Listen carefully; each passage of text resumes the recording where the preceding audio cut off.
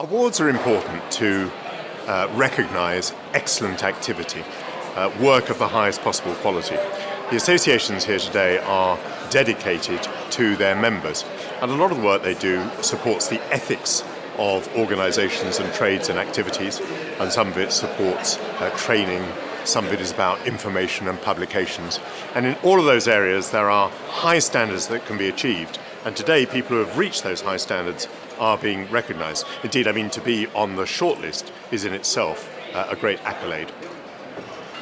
Well, associations can be, I think, extremely valuable. Small firms on their own can only do so much. There are activities that need to be organised across the range of a particular trade. So, for example, training is not something which is easy to do at the small company level, but it can be done across a trade as a whole. News and publications are similar. But I think also I'd like to point out today that ethics are very important. To make sure that whatever you do in your business is of a very high ethical standard. And I think this is where associations are important.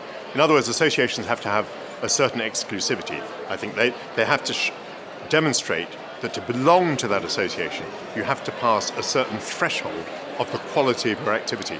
So an association in itself, if properly handled, can give a mark of respectability and of recognition to companies within the trade. The turnout is extremely good today. This is the first time these awards have been organised, and by the nature of these things, they tend to grow over time. So beginning with more than 300 people here today, goodness knows what it will be like in a few years' time.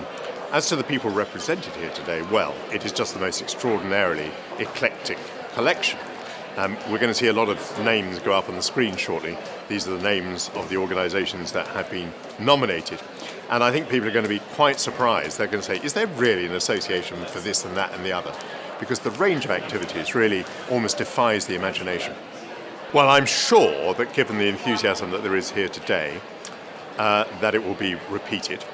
I would imagine it will go from strength to strength. There'll be a lot of people represented here today, or perhaps not represented here today, who will say, but wait a minute, we're as good as that.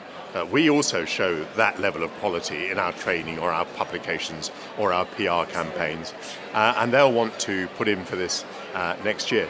And of course, everything moves on. Taking that example of PR campaigns, of course there are new PR campaigns each year. Nobody quite knows what they're going to be required to do, maybe because of government activity or whatever.